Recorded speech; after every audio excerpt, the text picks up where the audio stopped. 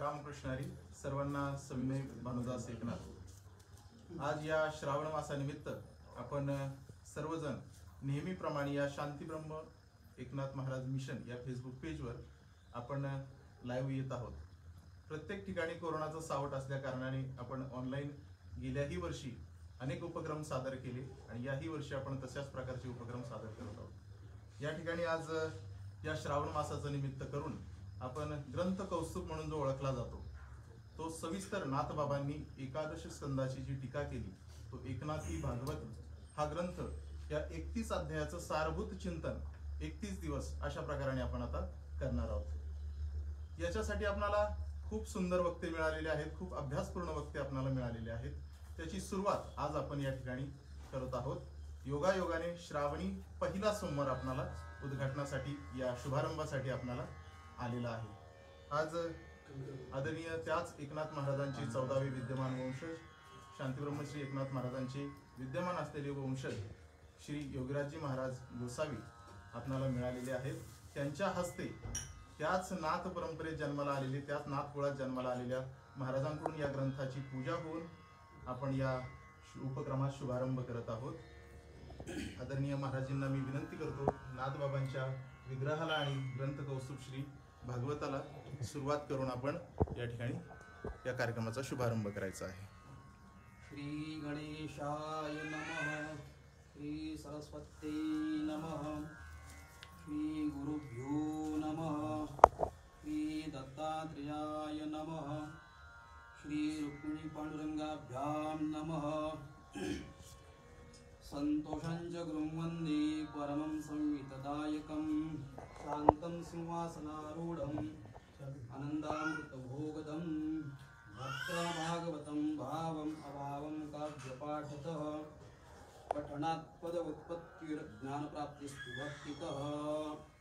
ॐ श्री परमात्मने नमः. पंचदशोऽध्यायः. श्री भगवानुवाच ऊर्ध्वमूलमदशाखमश्वत्थं प्राहुरव्ययं छन्दांसि यस्य पर्णानि यतस्तं वेद स वेदवित् अधश्चोर्ध्वं प्रसृतास्तस्य शाखा मनःप्रवृद्धा विषयप्रवालाः अधश्च मूलानि अनुसन्ततानि कर्मानुबन्धीनि मनुष्यलोके न रूपमस्यैव ततोपलभ्यते नान्तो न चादिर्न च सम्प्रतिष्ठा अश्वत्थमेनं सुविरूढमूलं असङ्गशस्त्रेण दृढेन चित्वा ततः पदं तत्परिमार्गितव्यं यस्मिन् गता न निवर्तन्ति भूयः तमेव चाद्यं पुरुषं प्रपद्ये यतः प्रवृत्ति प्रसृता पुराणे निर्माणमोहाजितसङ्गदोषा अध्यात्मनित्या विनिवृत्तकामाः ब्रह्मैर्विमुक्ताः सुखदुःखसंज्ञैर्गच्छन्त्यमूढां पदमव्ययं तत्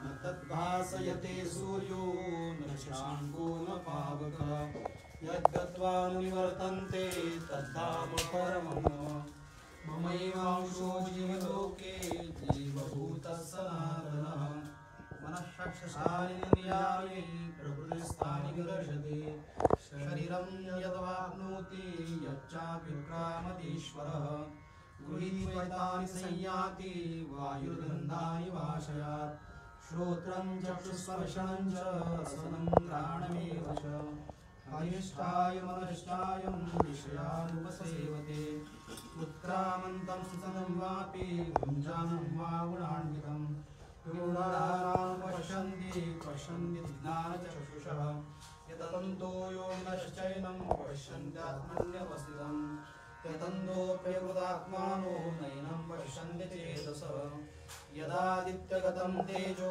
जगद्भासयतेऽखिलं यच्चन्द्रमस्य यच्चाग्नौ तत्तेजो विद्युमामकं कामाविश्य च भूतानि धारयाम्यहमूयसः उष्णाविजौषधिः सर्वा सोमो भूत्वा रसात्मकः अहं वैश्वानरो भूत्वा प्राणिनां देहमाश्रितः प्राणापानसमायुक्तः पचाम्यन्नं चतुर्विधं सर्वस्य चाहं हृदि सन्निविष्टो मत्तस्मृतिज्ञानमपोहनं च वेदैश्च सर्वैरहमेव विद्यो वेदान्तकृद्वेदविदेव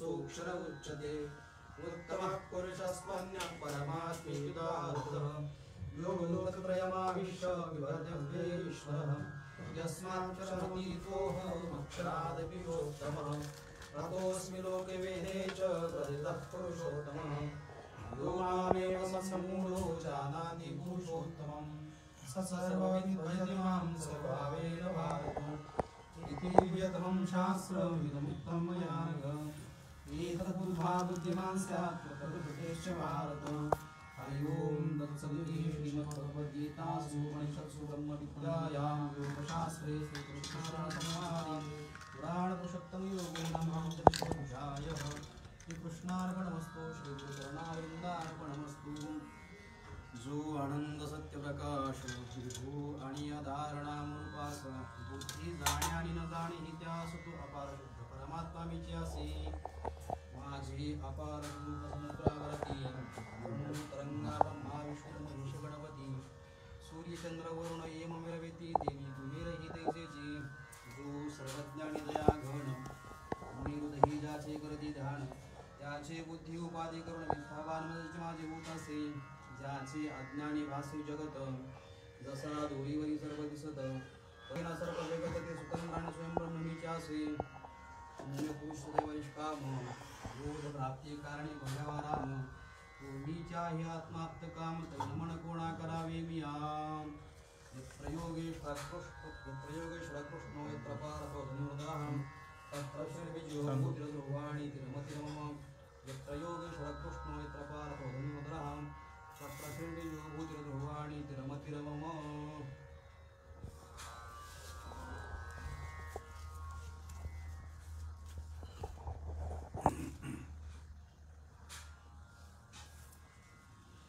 मंगलम भगवान विष्णु मंगलम गरुड़ध्वज मंगलम पुंडरीकाक्ष मंगलाय नमो हरि आरती एकनाथा महाराज समर्था त्रिभुवनी तुझी थोर जगद्गुरु जगन्नाथा आरती एकनाथा एकनाथ नाम सार वेद शास्त्रांचे दूध संसार दुःख नाशे महामंत्राचे बीज आरती एकनाथा महाराज समर्था त्रिभुवनी तुझी थोर जगद्गुरु जगन्नाथा आरती एकनाथा एकनाथ नाम घेता सुख वाटले चित्ता अनंत गोपाळदासा धनी न पुरे गाता आरती एकनाथा महाराजा समर्था त्रिभुवनी तुझी थोर जगद्गुरु जगन्नाथा आरती एकनाथा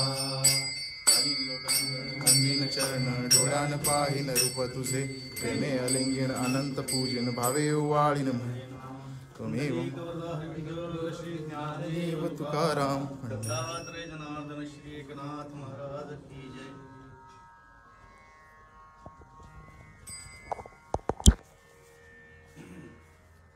शांतीब्रह्म श्री एकनाथ महाराजांचे 14वे विद्यमान वंशज श्री हरिभक्त विरायण गुरुवर्य योगीराजजी महाराज गोसावी यांच्या हस्ते शुभ हस्ते आता या ठिकाणी नाथ भागवताची ग्रंथ कौस्तुभ श्री नाथ भागवताची पूजा संपन्न झालेली आहे। आता यानंतर सुरुवात या ग्रंथाची त्यांच्याच शुभ हस्ते व्हावी, श्रीमुखारविंदातून व्हावी असा आम्हा सर्वांचा आग्रह, तुम्हा सर्वांची इच्छा। यातून आता महाराज आपणाला या ठिकाणी मार्गदर्शन करतील।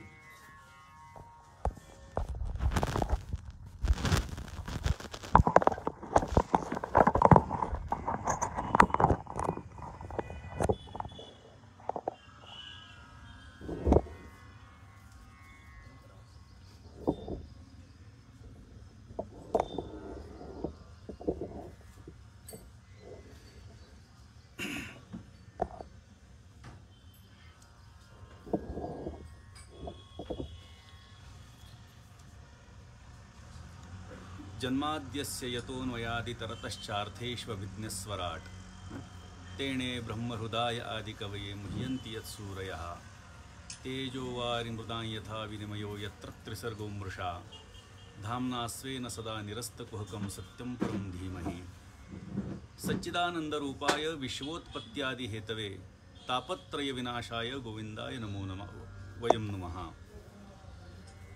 कृष्णाय वासुदेवाय हरये परमात्मने प्रणतः क्लेशनाशाय गोविंदाय नमो नमः। एकात्मता साधुनि जाण एका एकादशाची करी शुद्ध टीका जनार्दनाचे प्रियपात्र पाही त्या एकनाथा स्मरतो सदाही. वाराणसीत विदुषा मतिमान्य झाली, एकादशावरी टीका सुगमार्थ केली. ब्रह्मी स्वकर्म विनियोग जनोपकारी, श्री एकनाथ विबुधा भरणावतारी. ग्रंथ कौस्तुभ शांतीब्रह्म श्री एकनाथ महाराजांचा भागवत ग्रंथ आणि पवित्र अशा श्रावण मासाच्या निमित्तानं आपण शांतीब्रह्म श्री एकनाथ महाराज मिशनच्या माध्यमातून विविध वक्त्यांच्या माध्यमातून दररोज एक अध्याय याच्यावरती आपण पुढचा 1 महिनाभर चिंतन करणार आहोत. आणि आज ग्रंथाचं पूजन आत्ताच संपन्न झालेलं आहे. मान्यवरांच्या उपस्थितीमध्ये इथे ग्रंथांचं पूजन आणि नाथ महाराजांचं पूजन संपन्न झालेलं आहे. आपण ज्या ग्रंथाचं चिंतन करणार आहोत, पुढचा 1 महिना आपण ज्या ग्रंथाचं चिंतन करणार आहोत, तो ग्रंथ नेमका आहे काय, त्याचं एवढं असं काय महत्त्व आहे, याचा थोडक्यात आपण विचार करणार आहोत. आपल्या भारतीय संस्कृतीमध्ये अनेक ग्रंथांची रचना झालेली आहे. त्या त्यावेळी तो ग्रंथ महत्त्वाचा मानला गेलेला आहे. परंतु असे काही ग्रंथ आपल्याकडे निर्मिल्या गेले आहेत की ज्यांचं महत्त्व हे अजरामर ठरलेलं आहे. आपल्या भारतीय संस्कृतीमध्ये दशोपनिषद असतील, मग ते केनोपनिषद, कठोपनिषद, प्रश्नोपनिषद, मुंडकोपनिषद, मांडुक्योपनिषद, तैत्तरोपनिषद असे जे उपनिषद आहेत ते दशोपनिषद, श्रीमद भगवद्गीता आणि ब्रह्मसूत्र यांना प्रस्थानत्रय असं म्हटलेलं आहे. आता या ग्रंथामध्ये जर आपण बघितलं तर ब्रह्मतत्वाचा विचार त्याच्यामध्ये आलेला आहे. त्याचे अधिकारी पण वेगळे आहेत. सर्वसामान्य जो समाज आहे तो या ग्रंथाचा अधिकारी नाही आहे. जो साधकाच्या अवस्थेमध्ये आहे आणि साधकाची उच्च अवस्था ज्यानं प्राप्त करून घेतलेली आहे तोच याचा अधिकारी आहे असं आपण म्हणू शकतो. अधिकारी, विषय, प्रयोजन आणि संबंध या 4 गोष्टी अत्यंत महत्त्वाच्या असतात कुठल्याही ग्रंथाच्यासाठी. या प्रस्थानत्रयीचा जर आपण विचार केला, या संस्कृत प्रस्थानत्रयीचा जर आपण विचार केला तर या संस्कृत प्रस्थानत्रयीमध्ये या 3 ग्रंथांचा समावेश होतो, ज्याच्यामध्ये श्रीमद भागवताचा समावेश होत नाही. आपल्याकडे 18 पुराणांचं वर्णन आलेलं आहे. मद्वयम भद्वयम चैव व्रत्रयम व चतुष्टयम नालिंपाग्नि पुराणानी कूस्कम गारुडमेवच असे 18 पुराणांची नावं अद्याक्षरापासून एक श्लोक तयार करण्यात आलेला आहे. मद्वयम म्हणजे म पासून सुरू होणारी 2 पुराणं, मत्स्य पुराण, मार्कंडेय पुराण. मद्वयम भद्वयम चैव भविष्य आणि भागवत पुराण. व्रत्रयम ब्रह्मांड आणि ब्रह्मवैवर्त पुराण. व चतुष्टयम वराह वायू वामन आणि विष्णू पुराण. व चतुष्टयम नालिंपाग्नि नारद पुराण, लिंग पुराण, अग्निपुराण, कुस्कम गारुडमेवच कूर्म पुराण, स्कंद पुराण आणि गरुड पुराण अशी 18 पुराणं आपल्या संस्कृतीमध्ये सांगण्यात आलेली आहे. पुरा परंपरा वक्ती पुराणम तत्प्रकीर्तितम अशी पुराणाची व्याख्या आहे, ज्यामध्ये आपल्याला पूर्वीची परंपरा सांगण्यात येते त्यालाच आपण पुराण असं म्हणतो.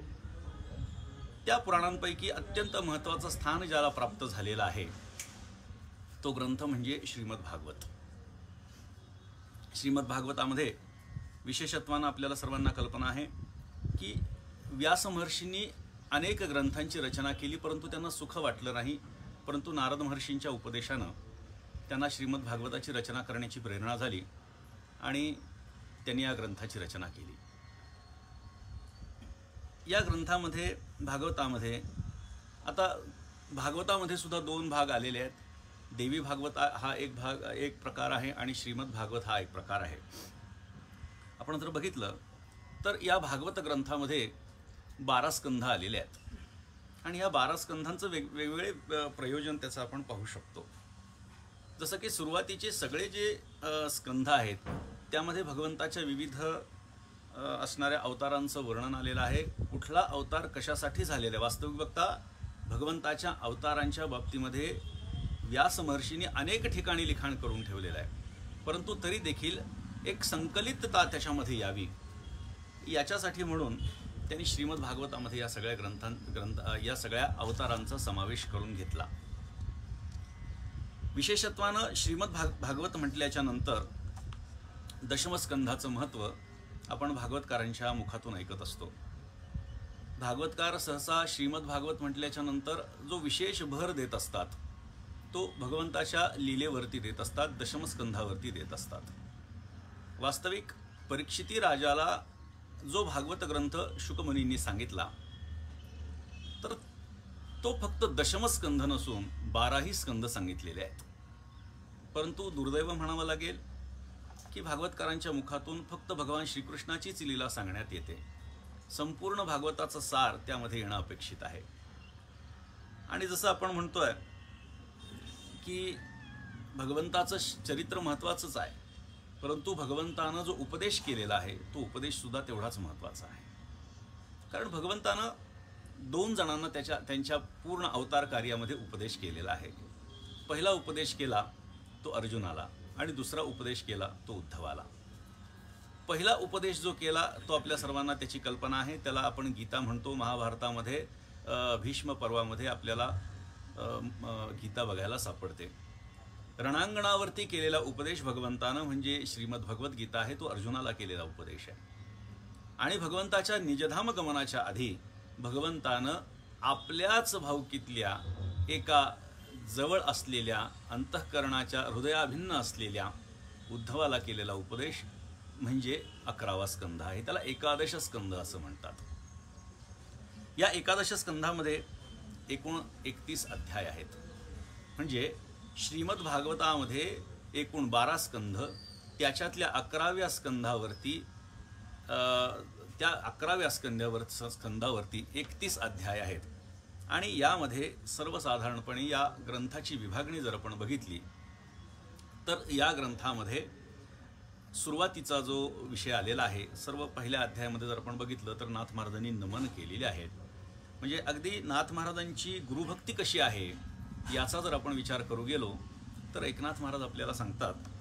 सुरुवातीची चोवी जर आपण बघितली, ओम नमो श्री जनार्दना, नाही भव अभव भावना, न देखोनी मी तूपणा, नमन श्री चरणा सद्गुरुराया. आणि मग गणपतीचं वर्णन करतात. वास्तविक बघता आपल्या संस्कृतीमध्ये गणपतीचं वर्णन करणं ही आपली एक संस्कृती चालत आलेली आहे. परंतु एकनाथ महाराजांच्या दृष्टीने सद्गुरूशिवाय दुसरा कोणीही मोठा नाही, म्हणून सर्वात पहिलं नमन जे आहे एकनाथ महाराजांनी ते सद्गुरूला केलं आहे. आज हरिभक्तीपरायण संतोष महाराज पायगुण यांचं संध्याकाळी 7 ते 8 या विषयावरती प्रथम अध्यायावरती चिंतन होणारच आहे. ते तर आपल्याला सगळं सांगतीलच. नमन श्री एकदंता एकपणे तुझी आता, एकी दाविसी अनेकता परी एकात्मता न मोडे, तुझ माझी वासू चराचरा म्हणून बोली जे लंबोदरा, या लागी सकाळांचा सोयरासा चोकारा तू होसी. अशा पद्धतीनं नाथ महाराजांनी गणपतीचं वर्णन केलं आहे. स्वतःच्या कुळाचं वर्णन केलेलं आहे, कुलदेवतेचं वर्णन केलेलं आहे. सगळ्या पद्धतीचं वर्णन केल्याच्या नंतर एक कथा आली आहे. आणि त्याच्या पुढे दुसऱ्या अध्यायामध्ये आपण जर बघितलं तर वसुदेवाचा आणि नारदाचा संवाद आहे. त्यापुढे जर आपण बघितलं अवधूत संवाद आहे. आणि याच्यामध्ये अवधूतांनी अर्थात भगवान दत्तात्रयांनी जे 24 गुरु केलेले आहेत त्या 24 गुरूंचं वर्णन आलेलं आहे. आपण पुढच्या 31 दिवसांमध्ये रोज एक अध्याय या माध्यमातून आपण रोज त्या अध्यायाचं चिंतन आणि त्या अध्यायाचा सार आपण लक्षात घेणार आहोत. आणि त्यामुळे हा सार आपल्याला त्यावेळी प्राप्त होणारच आहे. परंतु मी थोडं हळूहळू पुढे जाण्याचा प्रयत्न करतो. एकंदरीत या ग्रंथामध्ये काय आहे आणि हा ग्रंथ आपण का वाचला पाहिजे, का त्याचं चिंतन केलं पाहिजे याचा विचार करण्यासाठी माझं हे अगदी 10 मिनिटांचं बोलणं आहे. याच्यामध्ये नाथ महाराजांनी यदूची उदाहरणं दिलेली आहेत. त्यांनी कोणाकोणाला गुरु केलं आहे दत्तात्रयांनी याचं वर्णन आलेलं आहे. पुढे हे 24 गुरु झाल्याच्या नंतर पुढे नाथ महाराजांनी 11व्या अध्यायात जर बघितलं तर संतांची 30 लक्षणं सांगितलेली आहेत की संत आपण ज्यांना म्हणतो ते कोणत्या कोणत्या गुणांना युक्त असावेत, तर ते त्या 30 गुणांनी युक्त असावेत. एकनाथ महाराजांचं जीवन जर आपण बघितलं तर एकनाथ महाराजांचं जीवन हे या 30ही गुणांनी संपन्न आहे. आणि म्हणून एकनाथ महाराजांच्या जीवनामध्ये विलक्षणता आपल्याला बघायला सापडते. पुढे आपण जर गेलो तर अगदी कोणताही विषय हा एकनाथी भागवतानं सोडलेला नाही. संप्रदायामध्ये आपण जर बघितलं तर भागवत अशी म्हणण्याची एक पद्धत आहे की भागवतात असं सांगितलेलं आहे. वारकरी कीर्तनकार जेव्हा भागवतात असं सांगितलेलं आहे असं म्हणतो, तेव्हा लक्षात ठेवायचं भागवत म्हणजे नाथ भागवत अर्थात एकनाथी भागवत. कारण श्रीमद भागवतामध्ये काय सांगितलेलं आहे हे जेव्हा सांगायचं असतं तेव्हा कीर्तनकार श्रीमद भागवत असं म्हणत असतो, आणि भागवतात असं म्हणतात असं जेव्हा बोलल्या जातं तेव्हा ते एकनाथ महाराजांच्या भागवतातलं बोलणं असतं, हे आपण लक्षात ठेवलं पाहिजे. या एकनाथी भागवत ग्रंथामध्ये आपण पुढे जात राहिलो तर याच्यामध्ये सर्वात महत्त्वाची गोष्ट जी नाथ महाराजांनी सांगितलेली आहे ती गुरुभक्ती आहे, गुरुनिष्ठा आहे आणि नामाचं महात्म्य आहे. नामाला काय महत्त्व आहे तर नाम जे आहे आपण पाहतो कलियुगी उद्धार हरीच्या नामे. कलियुगा माझी करावे कीर्तन. कलियुगामध्ये हा युगधर्म आहे. कृतेय ध्यायते विष्णुम त्रेतायाम यजतो मखैहि द्वापरे परिचर्यायां कलवतत हरी कीर्तनात असं म्हटलं गेलेलं आहे. आणि त्यामुळे हरी कीर्तन याच्यामध्ये महत्त्वाचं सांगण्यात आलेलं आहे. एकनाथ महाराजांच्या या भागवताचं आणखी वैशिष्ट्य असं आहे की मुक्तीवरील गुरुभक्ती ही नाथ महाराजांनी वर्णित केलेली आहे. म्हणजे काय की एखादा माणूस असतो जो सर्वसाधारणपणे पामर या सदरामध्ये मोडतो. पामरानं विषयीच्या अवस्थेमध्ये जाणं अपेक्षित आहे, विषयीनं जिज्ञासूच्या अवस्थेमध्ये जाणे अपेक्षित आहे, जिज्ञासूनं मुक्ताच्या अवस्थेमध्ये जाणं अपेक्षित आहे, आणि मुक्तानं भक्ताच्या अवस्थेपर्यंत जाणं अपेक्षित आहे नाथ महाराजांना. आपण जर का वैदिक वाङ्मय बघितलं, अगदी उपनिषद बघितली तर त्याच्यामध्ये अयमात्मा ब्रह्म, प्रज्ञानम ब्रह्म, अहम ब्रह्मास्मी, तत्वमसी आदी जे 4 महावाक्य आहेत त्यांचा विचार विशेषत्वानं आलेला आहे. परंतु या ठिकाणी जर आपण बघितलं तर परमात्म्याची प्राप्ती झाल्यानंतरही काही जर आपल्याला शिल्लक असेल तर ते ज्ञान गिळून गावा गोविंदगाम. म्हणजे काय की भगवंताची प्राप्ती झालेली आहे, परंतु भगवंताच्या प्राप्तीनंतरही काहीतरी प्राप्तव्य शिल्लक असतं, आणि ते म्हणजे परमात्म्याचं भजन आहे. ज्ञान प्राप्त झालेलं आहे, जीवनाचं सारच आहे परमात्म्याची प्राप्ती, ज्ञानाची प्राप्ती. तो परमात्मा म्हणजे मी आहे अशा पद्धतीचे तो चराचरामध्ये व्याप्त आहे, परंतु आपली दृष्टी तिथपर्यंत पोचत नाही. तो परमात्मा किती व्याप्त आहे त्याचं वर्णन अनेक ठिकाणी आलेलं आहे. यतो वा इमानी भूतानी जायन्ते येन जातानी जीवंती यत प्रयंत्यभिसंविशंती तद्वि जिज्ञासा स्वतद ब्रह्मेती असं त्या ब्रह्माचं वर्णन करण्यात आलेलं आहे. परंतु त्या ब्रह्माची परोक्ष प्राप्ती नाही तर अपरोक्षानुभूती जोपर्यंत आपल्याला येत नाही तोपर्यंत आपल्याला तो परमात्मा प्राप्त झाला असं म्हणता येत नाही. परंतु प्राप्त झाल्यानंतरही पुढे काय तर त्या परमात्म्याचं भजन करायचं. मला या ठिकाणी एक सुंदर दृष्टांत द्यावासा वाटतो. झालं असं की मारुती राय प्रभू रामचंद्रांच्या पायापाशी बसलेले आणि अखंड परमात्म्याचं नामस्मरण त्यांचं चालायचं. श्रीराम जय राम जय जय राम, श्रीराम जय राम जय जय राम. त्यावेळी प्रभू रामचंद्रांनी सांगितलं, अरे हनुमंता, भारतभूमीमध्ये किंबहुना सर्वत्र जगामध्ये तुझं वर्णन बुद्धिमतां वरिष्ठम असं करण्यात येतं, आणि असं असताना शास्त्राचा एक दृष्टांत एक सिद्धांत तुला माहिती नाही. हनुमंतरायांनी विचारलं, देवा मला कळालं नाही तुम्ही काय म्हणताय. तेव्हा परमात्म्यानं सांगितलं, अरे साध्याच्या प्राप्तीनंतर साधनेची निवृत्ती होत असते, ही साधी गोष्ट तुला कळत नाही. हनुमंतरायांनी सांगितलं, कळत नाही म्हटले महाराज, मला कळालं नाही देवा तुम्ही काय म्हणताय. तेव्हा भगवंतानं सांगितलं, अरे मी हे तुझं प्राप्तव्य आहे आणि मी तुला नित्य प्राप्त आहे. ज्या नामस्मरणाच्या माध्यमातून तू माझ्यापर्यंत पोचलेला आहेस, आता त्या साधनेचा त्याग करायला तू हरकत नाही, कारण तुला माझी प्राप्ती झालेली आहे. तेव्हा हनुमंतरायांनी खूप सुंदर उत्तर दिलं. त्यांनी सांगितलं, राम त्वत्पधिकम नाम इति मे निश्चलामतिः त्वयेका तारिता अयोध्या नामनाच भुवनत्रयम. हे प्रभू, तुम्हाला राग येऊ देऊ नका, पण एक महत्वाची गोष्ट मी बोलतोय. राम त्वत्पधिकम नाम इति मे निश्चलामतिः. हे प्रभू राम, तुमच्यापेक्षाही तुमचं नाम श्रेष्ठ आहे, ही माझी निश्चल मती आहे, हे माझं ठाम मत आहे. एक प्रभू रामचंद्र अयोध्येचा उद्धार करेल, पण प्रभू रामचंद्राचं नाव हे त्रिभुवनाचा उद्धार केल्याशिवाय राहणार नाही. एवढं नामाचं महात्म्य आहे. आणि हेच नामाचं महात्म्य एकनाथ महाराजांनी वेळोवेळी आपल्याला या ठिकाणी भागवत ग्रंथामध्ये सांगितलेलं आहे. परमात्म्याचं नाम किती मोठं आहे, ते कसं घ्यावं, कोणी घ्यावं, कोण अधिकारी आहे, कोण अनधिकारी आहे, ज्ञानाचा अधिकारी कोण, भक्तीचा अधिकारी कोण, अशा पद्धतीनं सगळ्या गोष्टी या ग्रंथामध्ये नाथ महाराजांनी उद्धृत केलेल्या आहेत. पुढे सिद्धीचा विचार आलेला आहे.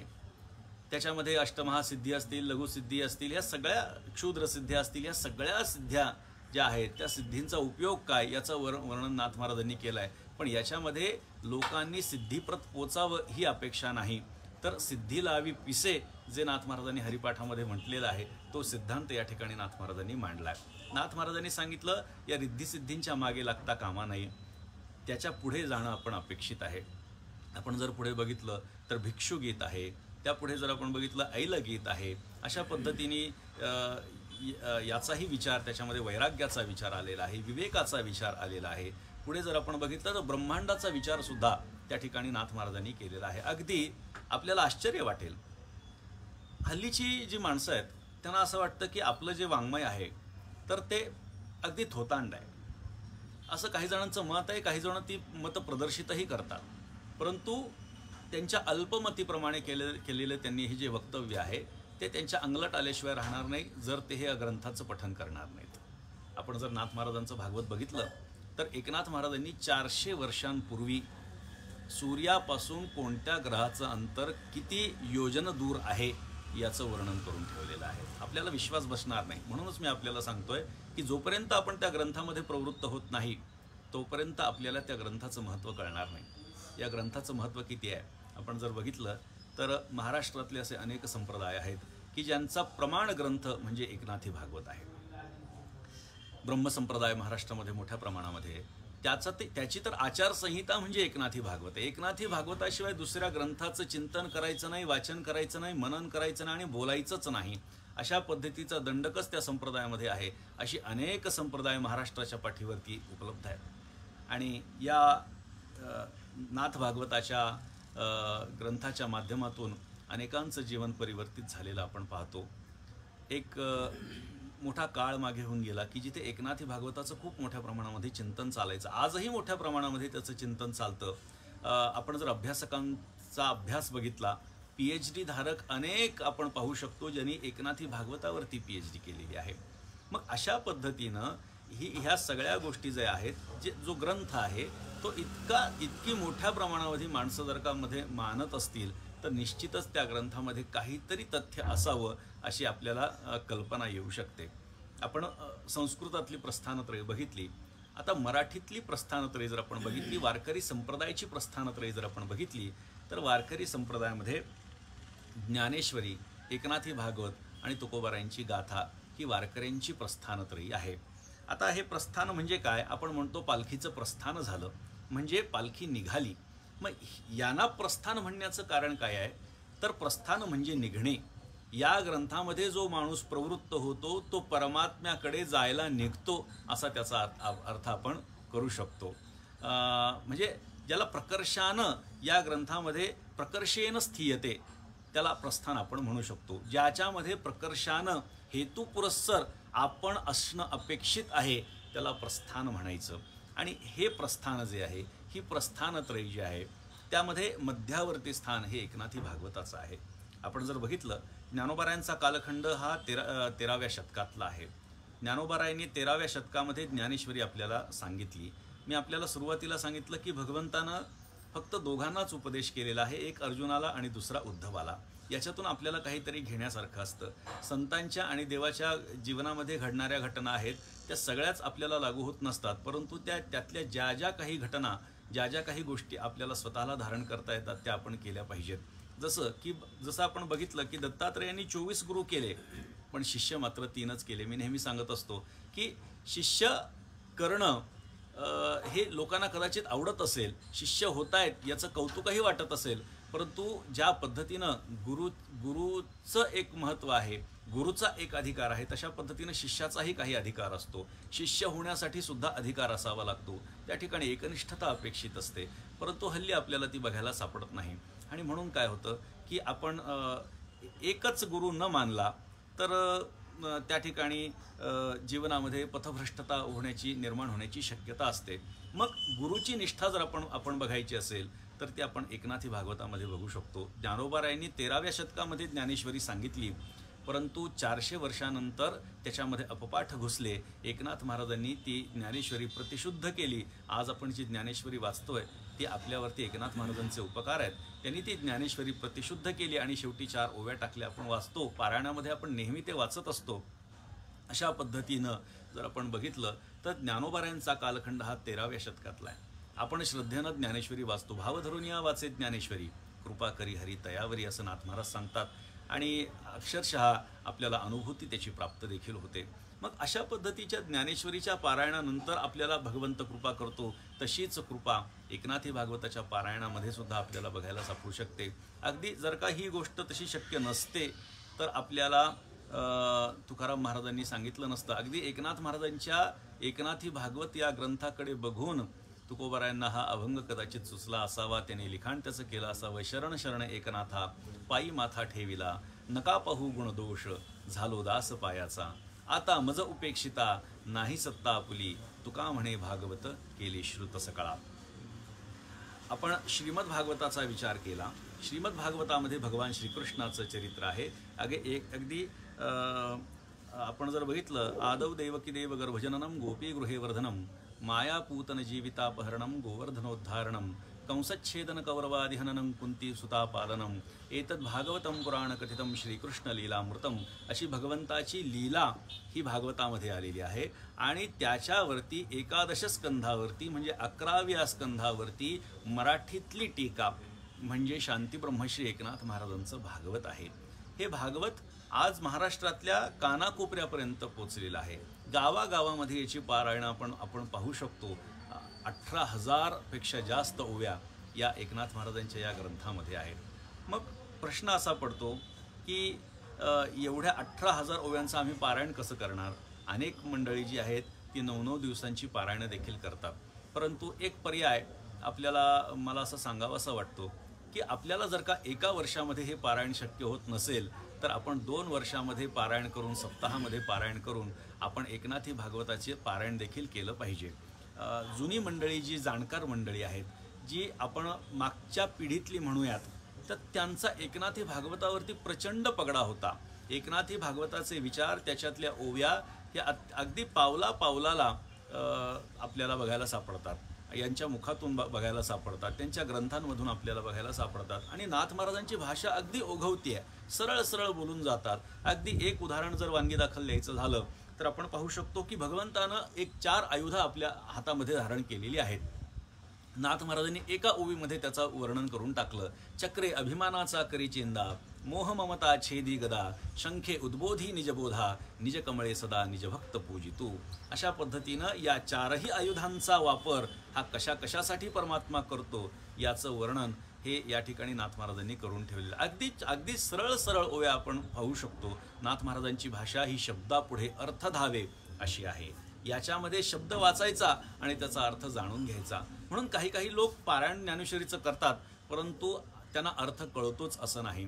प्रेमाविण भजन नाकाविण मोती अर्थाविण पोथी वाचुनी काय, असं नाथ महाराज भागवता हरिपाठामध्ये सांगतात. परंतु भाव धरून या वाचे ज्ञानेश्वरी हे देखील नाथ महाराज सांगतात. बाकीच्या ग्रंथांच्या बाबतीमध्ये कदाचित ही गोष्ट असू शकते की अर्थाविण पोथी वाचुनी काय, परंतु ज्ञानेश्वरीच्या बाबतीमध्ये ती आपल्याला गोष्ट बघायला मिळणार नाही. भाव धरून, फक्त भाव धरून ज्ञानेश्वरीचं वाचन करायचं. त्याच पद्धतीनं भाव धरून हे एकनाथी भागवताचंही पारायण करायचं आहे. या एकनाथी भागवताच्या पारायणाच्या माध्यमातून नाथ महाराजांनी शेवटी आपल्याला श्रीकृष्ण परम पदवी सांगितलेली आहे. भगवंतापर्यंत पोचण्यासाठी काय काय करावं लागते हे आपल्याला नाथ महाराजांनी 31व्या अध्यायामध्ये सांगितलेलं आहे. अशा पद्धतीनं उत्तरोत्तर सुंदर सुंदर गोष्टी दृष्टांताच्या माध्यमातून सर्वसामान्यांना कळेल, अबालवृद्धांना कळेल, अशा पद्धतीनं नाथ महाराजांनी या ग्रंथामध्ये सगळ्या गोष्टी सांगून ठेवलेल्या आहेत. या ग्रंथाचा जर आपण इतिहास थोडक्यात बघितला तर अत्यंत विलक्षण असा इतिहास आहे. आपल्या महाराष्ट्राचं सौभाग्य आहे की एकनाथ महाराजांसारखे संत आपल्याकडे अवतीर्ण झाले. ज्या कालखंडामध्ये यवनी आक्रमकांनी आकांत माजवलेला होता, त्यांनी अत्यंत घृणास्पद कृत्य करायला सुरुवात केली होती आणि लोकांना त्यांनी मार्गापासून दूर नेण्याचा प्रयत्न केला होता. धर्मांतरं होत होती, बळजबरीनं तलवारीच्या धारेवरती धर्मांतरण होत होती. त्यावेळी एकनाथ महाराजांची वाणी प्रकट झाली आणि त्याच्यातून अनेक ग्रंथ प्रकट झाले. त्याच्यामध्ये जर आपण बघितलं तर स्वात्मसुख, आनंदलहरी, शुकाष्टक, हस्तामलक, रुक्मिणी स्वयंवर, एकनाथी भागवत, हरिपाठ, ब्रिदावळी, 4000 अभंगांची गाथा आणि भावार्थ रामायण, 44,000 अध्यायांचं 44,000 ओव्यांचं भावार्थ रामायण. अशा पद्धतीनं नाथ महाराजांनी प्रचंड ग्रंथरचना केली आणि मराठी भाषेच्या भांडारामध्ये एक मोलाचं योगदान घातलेलं आहे. आजही 400 वर्ष झाली, परंतु ते तेवढंच ताजतवान आहे. अनेक लोक पारायण करतात, स्वतःचे अनुभव आम्हाला सांगतात आणि त्यामध्ये सांगतात, महाराज आम्ही जेव्हा जेव्हा हे ग्रंथ वाचतो तेव्हा तेव्हा आम्हाला काहीतरी नवीन आम्हाला त्याच्यातनं मिळायला लागतं. नाथ महाराजांची ग्रंथरचना जी आहे ही विस्तारानं आपल्याला बघायला सापडते. आपण जर का नाथ महाराजांची काही ग्रंथ बघितले तर ते सूत्रवत आहेत. अगदी चिरंजीवपद जर आपण बघितलं तर सूत्रवत आहे. अल्पाक्षरम असंदिग्धम सारवत विश्वतो मुखम अशा पद्धतीनं ते चिरंजीवपद आपल्याला बघा. साधकानं जीवन कसं जगावं याचं वर्णन त्याच्यामध्ये केलं आहे. परंतु एकनाथी भागवताचा जर आपण विचार केला तर एकनाथी भागवत हे खूप मोठ्या विस्तारानं नाथ महाराजांनी सांगितलेलं आहे आणि सर्वसामान्य लोकांना कळेल अशा पद्धतीची भाषा आहे. अगदी 2-3 अध्याय जर सोडले तर याच्यातला मला नाही वाटत की असा एखादा अध्याय असेल की जो लोकांना कळणार नाही. अत्यंत सुलभ पद्धतीनं सांगितलं आहे. काय या ग्रंथाची पूर्वपीठिका आहे तर एकनाथी भागवताची रचना करण्याच्या आधी लोकांनी एकनाथ महाराजांना आग्रह धरला आणि नाथ महाराजांनी स्वतः ग्रंथामध्ये त्याचा उल्लेख केलेला आहे. नाथ महाराजांनी सांगितलं की मला लोकांनी आग्रह केला की तुम्ही काहीतरी लिहा. काहीतरी लिहिण्यापेक्षा काहीतरी असं लिहा की ज्याने जगाचाही उद्धार होईल, आमच्याबरोबर जगताचाही उद्धार होईल असं काहीतरी लिहा. आणि मग नाथ महाराजांनी सांगितलं की मला भागवत लिहायला आवडेल. एकनाथ महाराजांनी 11 स्कंधावरती मराठीमध्ये टीका केली आणि तो म्हणजे एकनाथी भागवत. त्याचे 2 अध्याय लिहिण्यात आले आणि ते अध्याय लिहिल्यानंतर नाथ महाराजांचे जे काही भक्त होते त्यांनी त्याची एक प्रत तयार केली आणि ती प्रत घेऊन ते काशीला गेले. पुढे झालं असं की काशीला गेल्यानंतर घाटावरती अन्निक करत असताना आपल्या सद्गुरूंचं हे एवढं मोठं ही रचना आहे, सुंदर रचना आहे, त्याचंही आपण नित्य पारायण करावं असा विचार करत त्या लोकांनी त्याचं पारायण करायला सुरुवात केली, त्याचं वाचन करायला सुरुवात केली. परंतु आर्षवाणी ऐकल्यानंतर संस्कृत काशीसारख्या वाराणसीसारख्या संस्कृत प्रधान क्षेत्रामध्ये त्यांच्या दृष्टीनं असलेली आर्षवाणी ऐकल्याच्या नंतर मात्र तिथल्या लोकांना थोडंसं आश्चर्य वाटलं आणि क्रोध देखील आला. त्यांनी त्या लोकांना पकडलं, त्यांच्या गुरुजींकडे घेऊन गेले, त्यांना दंड देण्यासाठी सांगितलं. पण त्यांनी सांगितलं हे आमचं लिखाण नाही, आमच्या सद्गुरूंचं लिखाण आहे. कोण सद्गुरू आहेत तर आमचे पैठणचे एकनाथ महाराज हे आमचे सद्गुरू आहेत. आणि त्यांच्या नावानं पत्र तिथल्या धर्ममार्तंडांनी दिलं, तिथल्या अधिकाऱ्यांनी दिलं आणि ते पत्र घेऊन त्यांचे शिष्य नाथ महाराजांच्याकडे पैठणला आले आणि तोपर्यंत उर्वरित जे 3 अध्याय आहेत ते नाथ महाराजांनी पैठणमध्ये पूर्ण केले होते. म्हणजे एकूण 5 अध्याय नाथ महाराजांनी पैठणमध्ये लिहिले आणि भगवान विश्वेश्वराचं आमंत्रण आलं असं समजून काशी क्षेत्री नाथ महाराज गेले. तिथे गेल्यानंतर एका ठिकाणी ते उतरले. त्या स्थानावरती उतरल्याच्या नंतर त्या धर्ममार्तंडांनी आपल्या काही शिष्यांना नाथ महाराजांना घेऊन येण्यासाठी पाठवलं. परंतु एकनाथ महाराजांचं तेज, त्यांचं वैभव एवढं प्रचंड होतं की जी माणसं त्यांना बोलवण्यासाठी येत ती त्यांची भक्त होऊन त्यांच्या पायापाशी बसत. असे अनेक शिष्य केशवकृतनाथ चरित्रामध्ये तसं वर्णन आलेलं आहे की काशीतले 300 संन्याशी हे नाथ महाराजांना बोलवण्यासाठी एक करून आले आणि 300 जण नाथ महाराजांच्या पायाशी बसले. शेवटी एकानं सांगितलं, त्यांच्या गुरूंना सांगितलं, त्या धर्ममार्तंडांना सांगितलं की त्यांच्यापाशी जो कोणी जातो तो त्यांचा भक्त होतो. मग त्या धर्ममार्तंडांना असं वाटलं की काहीतरी यांच्याकडे अघोरी विद्या असावी, म्हणून ते स्वतःच्या दृष्टीनं लोकांना आकर्षित करून घेत आहेत की काय. आणि म्हणून ते धर्ममार्तंड घाबरले आणि त्यांनी सांगितलं की त्यांच्याकडे न बघता त्यांना आमच्याकडे घेऊन या आणि आम्हाला त्यांचं तोंड देखील बघायचं नाही. समोर पडदा असणार आहे आणि तो पडदा समोर दोघांच्या मध्ये ठेवला आणि दोघांचा संवाद त्या ठिकाणी सुरू झाला. नाथ महाराजांनी स्वतःची 5 अध्याय दाखवले, परंतु हे 5 अध्याय त्यांनी सांगितलं की मराठीमध्ये तत्वज्ञान आहे, याच्यामध्ये ही काही गोष्ट नाही की ती एखाद्या मराठी भाषेमध्ये संस्कृतातली करावी. तर नाथ महाराजांनी त्यांना सांगितलं की मी जे काही बोलतोय ते परमार्थाशिवाय आणि परमात्म्याचं महत्त्व वाढेल याच्याशिवाय काही बोलत नाही. मग काय तर त्यांनी सांगितलं की मी कथासुद्धा आपल्याला करून दाखवेन, पण त्याच्यातूनही परमार्थ सांगण्याचा प्रयत्न करेल. आणि मग नाथ महाराजांनी रुक्मिणी स्वयंवराची रचना केली. रामनवमीच्या दिवशी नाथ महाराजांनी रुक्मिणी स्वयंवराची पूर्ती केली आणि इसवी सन 1583 साली 73 साली नाथ महाराजांनी रुक्मिणी स्वयंवर पूर्ण केलं आणि त्याच्या पुढे 2 वर्षानंतर एकनाथी भागवताची रचना पूर्ण झाली. परंतु तत्पूर्वी त्या दोघांमध्ये संवाद चालला. संस्कृत वाणी ही देवभाषा आहे आणि मराठी वाणी ही सामान्यांची भाषा आहे असं वक्तव्य ऐकल्याच्या नंतर नाथ महाराजांनी प्रश्न केला, संस्कृत वाणी देवे केली तरी प्राकृत काय चोरापासून आली? जर भगवंतानं सगळ्या सृष्टीची निर्मिती केलेली आहे तर संस्कृत वाणी देवानं केली आणि प्राकृत चोरापासून आली आहे का? नाही, तर ती देखील भगवंतानं केलेली आहे. ज्या ज्या भाषेमध्ये आपण भगवंताचं वर्णन करू त्या त्या भाषेमध्ये ते भगवंताला प्रिय असतं. आणि असं ऐकल्याच्या नंतर ते यती उठले आणि त्यांना पडद्याच्या पाठीमागून महाविष्णूचं दर्शन नाथ महाराज यांच्या स्वरूपात झालं आणि साष्टांग दंडवत त्यांनी त्यांना घातलं आणि नाथ महाराजांना सांगितलं, महाराज आपण हे ग्रंथ पूर्ण करा.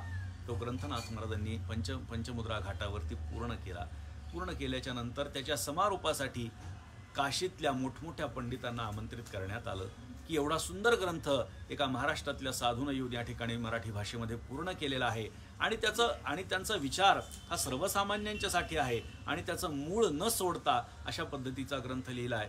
हे प्रकर्षानं तो महात्मा ते जे तिथले धर्ममार्तंड होते ते बाकीच्या पंडितांना सांगत होते, परंतु त्यातल्या काही पंडितांना मात्र ही गोष्ट रुचली नाही आणि त्यांनी सांगितलं ते आम्हाला काही माहिती नाही, जे काही असेल ते सगळंच्या सगळं गंगेमध्ये अर्पण करून टाका, भागीरथीमध्ये अर्पण करून टाका. आणि त्यानंतर तो ग्रंथ भागीरथीमध्ये टाकून देण्यात आला आणि भागीरथीनं वरच्यावर तो ग्रंथ झेलला. अशा पद्धतीनं हा चमत्कार बघितल्याच्या नंतर तिथली सगळी जी पंडित मंडळी आहे ती स्तिमित झाली आणि त्यांनी विचार केला, ज्या अर्थी भागीरथी नदीनं हा ग्रंथ वरच्यावर तारलेला आहे त्या अर्थी निश्चितच या महात्म्यांचा काहीतरी विशेष अधिकार असेल, या ग्रंथामध्ये काही विशेष सांगितलेलं असेल.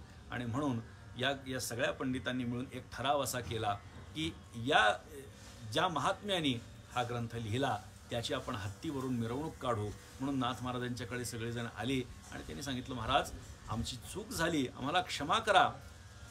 तेव्हा ते अशी माफी मागितल्याच्या नंतर नाथ महाराजांनी सांगितलं, क्षमा करणारा मी कोण आहे? तो परमात्माच आपल्याला सद्बुद्धी देत असतो.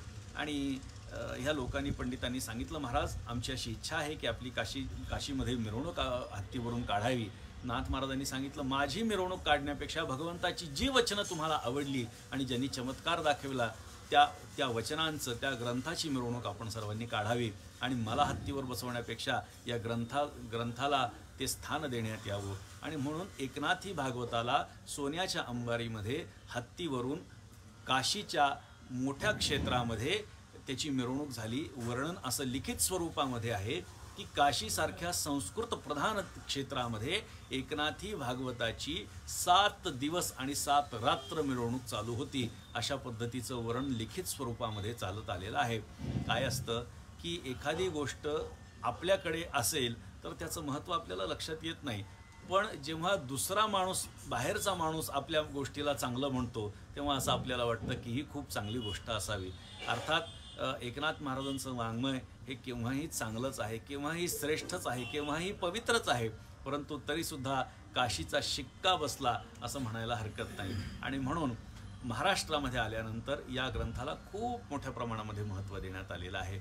म्हणून एकनाथी भागवत आपण जर वाचायला लागलं तर आपल्याला त्याच्यातले अनेक सिद्धांत समजायला लागतात. आणि निश्चितपणे नाथ महाराजांनी या ग्रंथाची फलश्रुतीसुद्धा सांगितलेली आहे की खूप मोठी फलश्रुती सांगितलेली आहे. अगदी हा ग्रंथ आपल्या घरामध्ये जरी असेल तरी अनेक विकारांचा, अनेक पापांचा, अनेक कष्टांचा, अनेक दुःखांचा नाश होतो असं नाथ महाराजांनी भागवतामध्ये शेवटच्या अध्यायामध्ये सांगितलेलं आहे. त्यामुळे कदाचित आपल्याला या ग्रंथातलं तत्त्वज्ञान कळणार नाही, काही हरकत नाही. आपण निष्ठेनं, प्रेमानं, श्रद्धेनं त्याचं वाचन केलं पाहिजे, त्याचं पारायण केलं पाहिजे.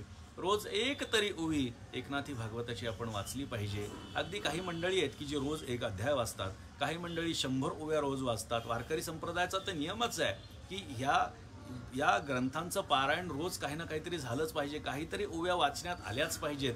जमणं शक्य नसेल इतक्या ओव्या, 10 ओव्या, आणि तरीही जमणं शक्य नसेल एक तरी ओवी आपण वाचली पाहिजे. आणि त्याच्यातला अनेकांचा अनुभव मी आपल्याला या माध्यमातून सांगू इच्छितो. अनेक मंडळींनी, मोठमोठ्या मंडळींनी, जुन्याही मंडळींनी अशा पद्धतीचा एक सूचित आपल्याला केलेला आहे. जर आपल्याला जीवनामध्ये काही बिकट परिस्थिती निर्माण झाली आणि आपल्याला एखाद्या प्रश्नाचं उत्तर कळत नसेल तर एकनाथी भागवताचं एक सरधोपटपणे कुठलाही अध्याय उघडायचा आणि त्याच्यावरती ज्या ओवीवरती आपलं लक्ष जाईल त्या ओवीमध्ये आपल्याला काही ना काहीतरी मार्गदर्शन असतं. फक्त ते कळणाऱ्याला आहे. काही लोकांना कदाचित कळणार नाही, परंतु ज्यांना कळेल त्यांचं जीवन धन्य झाल्याशिवाय राहणार नाही. त्यामुळे या ग्रंथाचं पारायण हे आपण केलं पाहिजे. याचं नित्यश्रवण आपण केलं पाहिजे. श्रवण म्हणजे काय हो? आपण कीर्तन ऐकायला जातो, आपण प्रवचन ऐकायला जातो. हल्ली कोरोनाच्या कालखंडामुळे आपल्याला लोकांमध्ये जाऊन या गोष्टी साध्य करता येत नाहीत. आणि हीच गोष्ट लक्षात घेऊन आपण ऑनलाईन पद्धतीनं शांतीब्रह्म श्री एकनाथ महाराज या फेसबुकच्या पेजवरती ही गोष्ट आपण एकनाथी भागवताचे सगळे अध्याय आपण लाईव्ह आपण दाखवणार आहोत. आपण त्याचं श्रवण केलं पाहिजे. हे श्रवण म्हणजे काय तर फार सुंदर व्याख्या श्रवणाची केलेली आहे. शब्द कानावरती पडणं म्हणजे श्रवण नाही. तर मग श्रवण म्हणजे काय तर विश्वासो गुरुवाक्येषु स्वस्मिन् दीनत्व भावना मनोदोष जयश्चैव कथायाम निश्चला मतिः एवं आदिकृतं चेत् स्यात् तदा वै श्रवणे फलम. आपल्याला श्रवणाचं फल केव्हा प्राप्त होतं तर विश्वासो गुरुवाक्येषु, जो कोणी वक्ता आहे त्याच्या ठिकाणी गुरुभाव ठेवणं अपेक्षित आहे. स्वस्मिन् दीनत्व भावना, स्वतःच्या ठिकाणी दीनभावना ठेवणं अपेक्षित आहे. मनोदोष जयश्चैव, आपण ऑनलाईन ऐकणार आहोत म्हणजे घरामध्ये काम करता करता आपण ऐकत बसायचं असं नाही, तर अगदी आपलं लक्ष केंद्रित करून आपण हे ऐकलं पाहिजे. स्वस्मिन् दीनत्व भावना मनोदोष जयश्चैव कथायाम निश्चला मतिः एवं आदिकृतं चेत् स्यात्. एवढ्या सगळ्या गोष्टी जर आपण केल्या तर आपल्याला त्या गोष्टीच्या श्रवणाचं फल प्राप्त होणार आहे. आपल्याला नाथ महाराजांनी फलश्रुतीमध्ये सुद्धा सांगितलेलं आहे, आपल्याला वाचणं शक्य नसेल, दुसरा कोणी वाचत असेल, आपल्याला वाचता येतही नाही, दुसरा कोणी जर वाचत असेल तर ते वाचलेलं ऐकणं सुद्धा हे आपल्याला फलपर्यवसायी ठरू शकतं. त्यामुळे या ग्रंथाचं श्रवण, या ग्रंथाचं पठण, या ग्रंथाचं मनन आणि अगदी ह्या ग्रंथाचं दर्शन जरी आपण केलं तरीसुद्धा नाथ महाराजांची कृपा आपल्यावरती झाल्याशिवाय राहणार नाही. एकनाथ महाराज हे ऐश्वर्यशाली संत आहेत आणि त्यांचं ऐश्वर हे फक्त त्यांच्या सांपत्तिक स्थितीवरून आपण लक्षात घेऊ नये, तर नाथ महाराजांचं जे ऐहिक जीवन आहे आणि जे पारत्रिक जीवन आहे या दोन्हीही जीवनामध्ये नाथ महाराजांनी त्यांचं ऐश्वर हे प्रकट केलेलं आहे. भगवंतानंच ते प्रकट करून घेतलेलं आहे. आणि त्यामुळे आपल्याला कोणतंही ऐश्वर्य अपेक्षित असेल तर आपल्याला एकनाथी भागवताचं चिंतन हे महत्त्वाचं आहे. आणि इतर कोणत्याही गोष्टीपेक्षा आपण संतांचा विचार हा आपल्या जीवनामध्ये अंगीकार केला पाहिजे. आपण जर जी मंडळी श्रवण करणार आहोत ती अत्यंत नेटानं जीवन जगणारी मंडळी आहेत, चिंतन करणारी मंडळी आहेत आणि निश्चितपणे आपल्याला त्या अध्यायाचं सारच त्या 1 तासामध्ये 1.5 तासामध्ये जे काही असेल ते ऐकायला मिळणार आहे. आणि त्यामुळे आपल्या सर्वांना या माध्यमातून विनंती करू इच्छितो की आपण सर्वांनी दररोज संध्याकाळी 7 ते 8 या दरम्यान आपण या कार्यक्रमाचा जरूर लाभ घ्यायचा आहे आणि आपलं जीवन कृतकृत्य करून घ्यायचं आहे. आपल्याला एकनाथी भागवत सांगणारी मंडळी फार कमी उपलब्ध आहेत, परंतु आपल्याला दैवयोगानं ही उपलब्ध झालेली आहेत आणि याचा लाभ आपण प्रत्येकानं घेतला पाहिजे.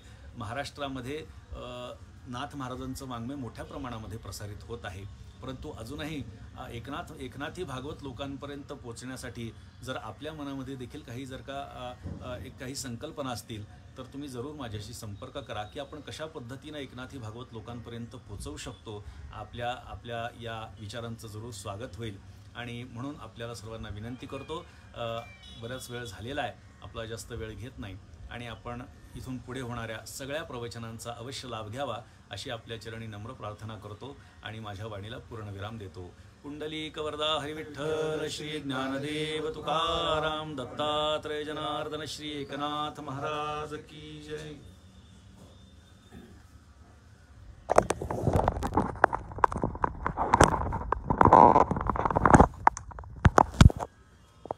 रामकृष्ण हरी.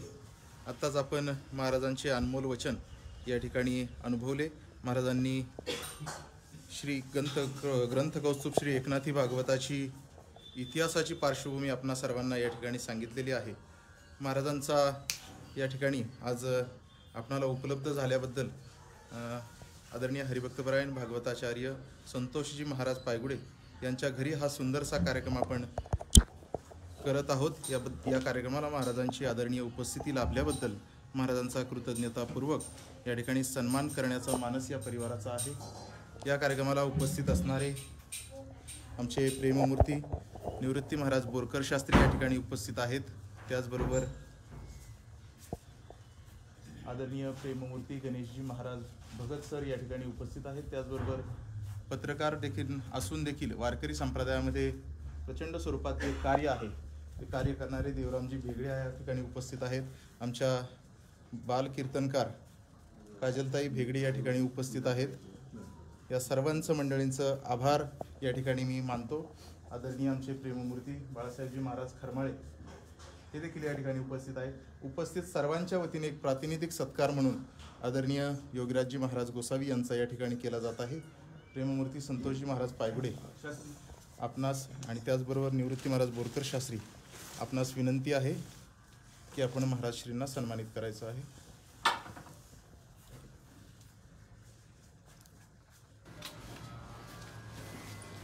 सर्वच मान्यवर मंडळींना विनंती आहे की आपण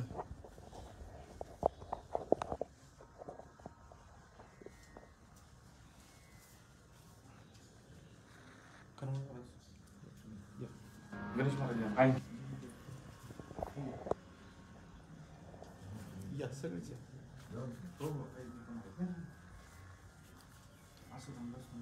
हो या थोडीशी या सगळेच या.